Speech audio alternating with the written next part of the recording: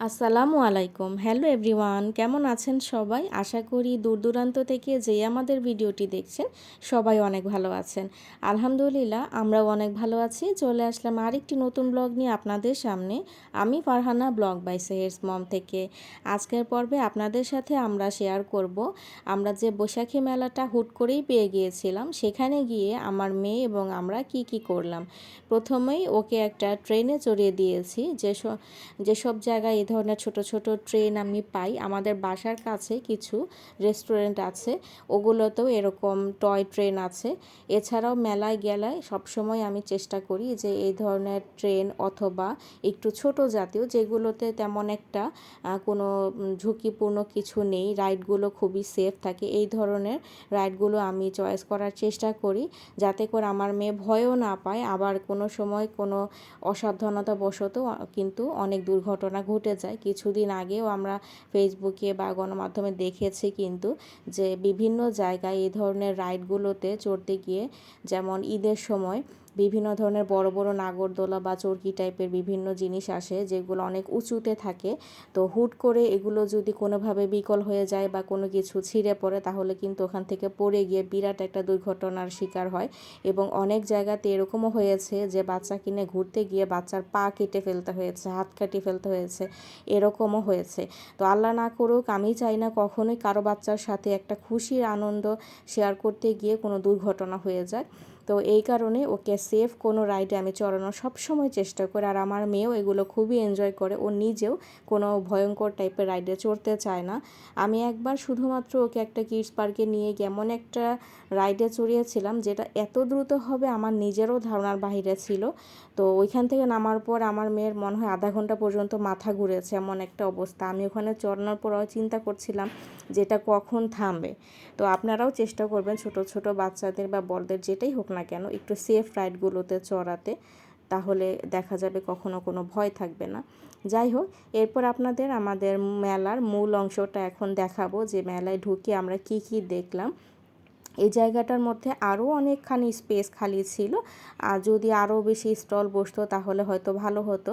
আমার ধারণা এখানের এই মেলাটার কথা অনেকেই হয়তো বা জানেন না, আর আমি তো টোটালি জানতামই না। মেলাটা খুব বেশি যে বড় তা বলবো না, কারণ এই জায়গাটা হচ্ছে এমন একটা প্লেসে যেটা আসলে ঘোরাঘুরির বা ওই রকমের মতো না। আশেপাশের মানুষজন বিকালে একটু হাঁটতে যান, এরকমই আর কি। তো ওখানে গিয়ে এরকম একটা জায়গাতে মেলা পেয়ে বেশ ভালোই লাগছিল। তবে স্টল কম হওয়াতে একটা সুবিধা হয়েছে যে একটা কর্নার পুরোপুরি খালি ছিল বলা যায়, মাঝখান থেকে ছোট ছোট এরকম কিছু খেলনা নিয়েও বসেছিল। তো এখান থেকে আমার মেয়ে খেলনা দেখেই তো ছুটে গেছে কি কেনা যাবে সেটার জন্য। ওকে কিন্তু সকালবেলাতেই অলরেডি আমার বোন একটা খেলনার গিফট করেছিল, সুন্দর একটা পুতুলের সাথে কিছু সাজুগুজুর আইটেম ছিল, তো সেটা আমি শেয়ার করেছি। তো ওখানে গিয়ে ওকে বললাম যে তুমি আগেই কেন সকালবেলা কিনে ফেললে, দেখো এখানে কত কিছু পাওয়া যাচ্ছে। তো ও বললো যে আমি তো জানি না এখানে মেলা হবে, তাহলে আমি এখানেই আগে দেখতাম। তো চিন্তা করলাম যে থাক, এখান থেকে এমন কিছুই দেই যেটা সাধারণত আমাদের ওইদিকের দোকানে পাওয়া যায় না। মেলাতে কিছু না কিছু ট্রেডিশনাল তো পাওয়াই যায়। তো এখান থেকে যে এরকম লম্বা স্টিকের সাথে একটা চৌকির মতো ছিল, চালানো যায়, তো আমার মেয়ে এটাই পছন্দ করলো। ওইটাই হচ্ছে প্রথমে আমার ফুপি কিনে দিয়েছিল, যে থাক কিনুক, মেলায় আসলে তো বাচ্চারা এরকম কিছু কিছু জিনিস পছন্দ করে যেগুলো সব সময় হাতের কাছে পাওয়া যায় না। তো ও প্রথমে এমন একটা জিনিস খুঁজে পেয়েছিল যেটা ও অনেকবার কিনেছে, কিন্তু ও প্রত্যেকবার নষ্ট করে ফেলে। তো আমি ওইটা ওকে দিব না, তো ভাবছি যে অন্য কিছু কিনে দিব। তখন ওকে এই সুন্দর আমি স্টিকগুলো দেখালাম, যেগুলো চড়লে মানে সুন্দরভাবে সামনের দিকে নেওয়া যায় এবং যখন যায় তখন একটা সাউন্ড করে। তো আমার বেশি ভালো লেগেছিল যে ছোট কাঠের মতো একটা জিনিস ছিল, এটা খুব সুন্দর করে ড্রামের মতো আওয়াজ করে, কিন্তু ওইটা তার পছন্দ না, সেই রঙিন জিনিসটা তার পছন্দ হলো না। সে নেবে হচ্ছে যেটা লম্বাভাবে টেনে নেওয়া যায় সেটাই। তো পরে ফুপ্পি বলে যে আচ্ছা থাক, ও খেলবে, ওই পছন্দ করে নিক। আর তখন আর কি ওটা নিয়ে তারপর ওকে দিলাম। ও তো ঘাসের উপরেই ওটা চালাতে শুরু করে দিয়েছে। ঘাসের উপরে এটা খুব বেশি একটা ভালোভাবে চালানো যায় না, একটু স্মুথ জায়গা হলে তাহলে ভালো হয়। তো ওখানে কিছু বাসিও ছিল, কিন্তু বাসি আমি কখনোই আমার মেয়েকে কিনে দেই না।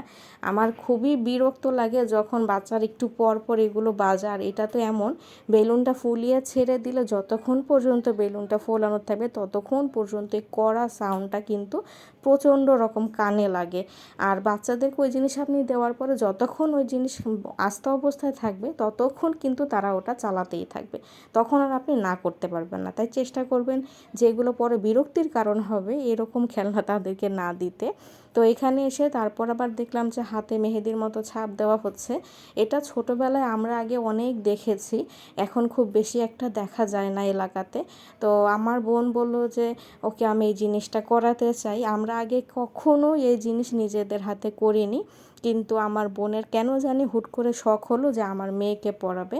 যদিও আমি জানি কালারগুলো আসলে কতটুকু সেফ তা তো আমরা জানি না, সাধারণত তারা খুবই নিম্নমানের জিনিস দিয়ে এগুলো তৈরি করে থাকে।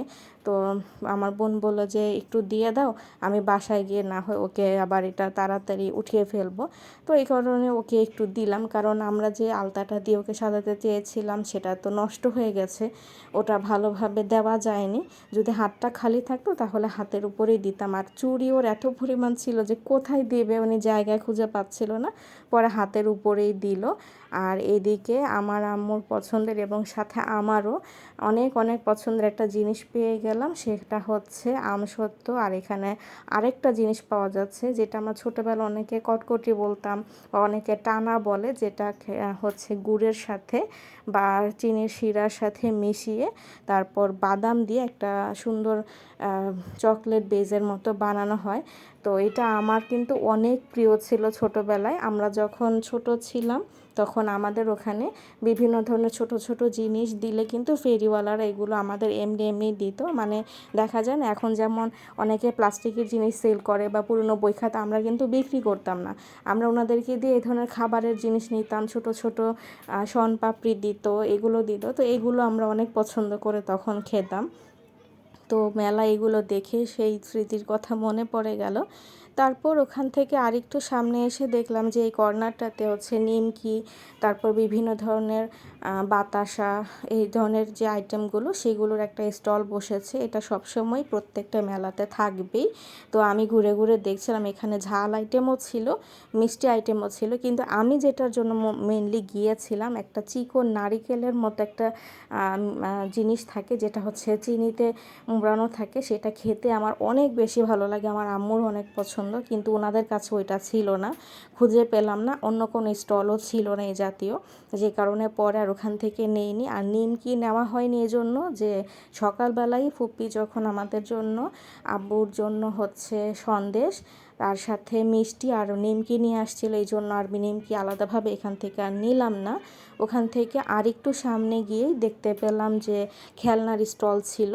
তো পুরোটা জুড়েই ম্যাক্সিমামই হচ্ছে খেলনা এবং কসমেটিক্সের দোকান। কসমেটিক্সের দোকানে আমি কখনোই ঢুকি না, না বললেই চলে, কারণ ওখানে যে কসমেটিক্সগুলো আছে সেগুলো আসলে কেনার মতো না, এবং যে জুয়েলারিগুলো থাকে ম্যাক্সিমামই থাকে খুবই মানে একদমই নর্মাল কোয়ালিটির মধ্যে, যেগুলো খুব তাড়াতাড়ি হয়তো রং উঠে যাবে, খুবই আসলে তো প্রাইসটাও সেরকম সস্তা, জিনিস যেরকম হবে দামের উপর তো সেভাবেই নির্ভর করবে। তো আমি এই জন্য ওগুলো তেমন একটা আমার কেনা হয় না, যেহেতু আমি ওরকম কিছু পরি না। তো এই কারণে আর কি মেয়েকে ভাবলাম যে কিছু একটা কিনে দেবো যেটা ওর নেই। আর খেলনা আইটেম, হাঁড়ি পাতিল, এগুলো প্রত্যেকটা বাচ্চারই থাকে। আমি চেষ্টা করেছি যে যেগুলোর বাসায় আছে এরকম কোনো সেট আমি আজকে কিনবো না, কারণ সেট কিনতে কিনতে একই রকম হাঁড়ি পাতিল দিয়ে ঘর বাড়ি ভরে গেছে। তো একটা দোকান আমি খুঁজে পেলাম যেখানে সেট ছাড়াও সিঙ্গেল সিঙ্গেল বাচ্চাদের খেলনা পাওয়া যাচ্ছিল। তো ওইটা দেখে আমি ঢুকলাম, কারণ এখন কিন্তু অনলাইনেও বিভিন্ন মিনিয়েচারের পেজ বের হয়েছে, যেখানে খুব সুন্দর সুন্দর ইউনিক আইটেম পাওয়া যায়, যেগুলো ছোটোবেলা আমাদের সময় ছিল না। তো এখানে দেখলাম বিভিন্ন শেপের আনকমন জিনিস, জগ ছিল, তারপরে বেলচা ছিল, চেয়ার ছিল, টেবিল ছিল, মোড়া ছিল, তো রিডিং টেবিল ছিল, বটি।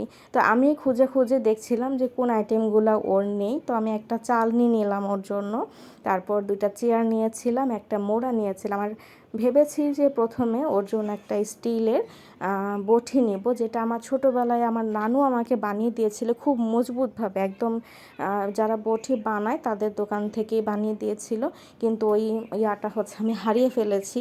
তো এইখানে যেটা দেখলাম এটা খুবই পাতলা টাইপের এবং কেমন যেন আমার কাছে অনেক বেশি শার্প মনে হলো। পরে আমার ফুপি না করছিল যে এটা ওকে দিও না, ও দেখা যাবে এটাতে হাত টাত কেটে ফেললে পরে ইনফেকশন হবে, কারণ এটার স্টিলটা তো ভালো জিনিস দিয়ে বানায়নি।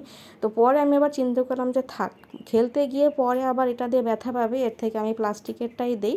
ওর আগেও একটা প্লাস্টিকের ছিল কিন্তু ওটা ভেঙে ফেলেছে খেলতে গিয়ে, এই কারণে সব প্লাস্টিক আইটেমগুলোই পরে আবার নিলাম। আর রিডিং টেবিলটা হচ্ছে কিছুদিন আগে ওর একটা ফ্রেন্ড গিফট করেছে, তাই আমি রিডিং টেবিল নিচ্ছি না, নিচ্ছি 2টা চেয়ার আর একটা মোড়া। তো এখান থেকে দেখছিলাম খুব সুন্দর সুন্দর খেলনা, এবং এগুলো দিয়ে কিন্তু বাচ্চারা খেলতে অনেক বেশি পছন্দ করে। দাম কিন্তু খুবই সাশ্রয়ী, কিছু কিছু ছিল 10 টাকা আর কিছু কিছু ছিল মাত্র 20 টাকা করে পিস।